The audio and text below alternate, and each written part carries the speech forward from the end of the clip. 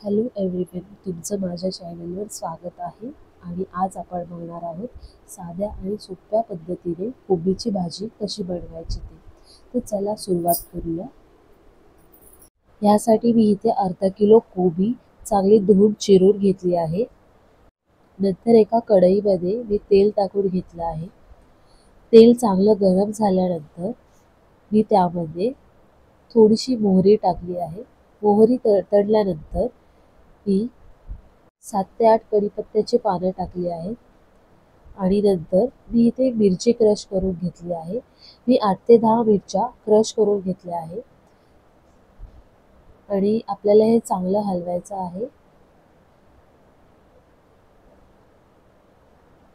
नंतर आपल्याला यामध्ये चणा डाळ टाकायची.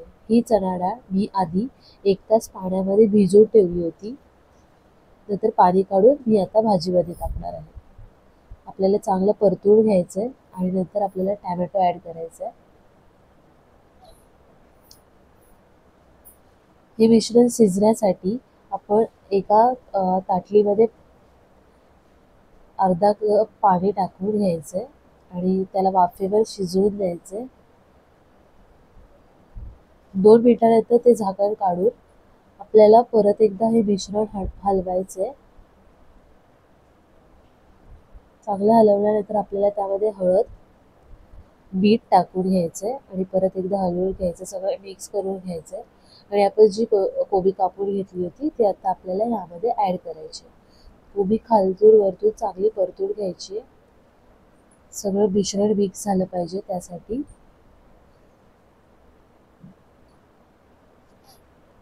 कोबी हलवून झाल्यानंतर आपल्याला ताटामध्ये 1 ग्लास पाणी घेऊन त्यावर ठेवून द्यायचं. आपल्याला कोबी वाफेवर शिजवायची आहे. प्रत्येक 3-4 मिनिटानंतर आपल्याला ताट काढून कोबी परत एकदा परतून घ्यायची आहे. परत आपल्याला ताट ठेवून वाफेवर परत एकदा शिजवून द्यायची. कोबी जास्त मऊ झाली नाही पाहिजे याची खात्री करून घ्यायची आपल्याला. नंतर गार्निशिंगसाठी आपण वरतून कोथिंबीर आणि खोबरं टाकूयात.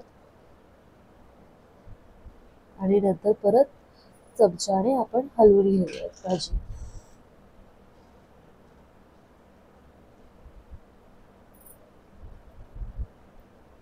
अशा प्रकारे आपली कोबीची भाजी तयार आहे.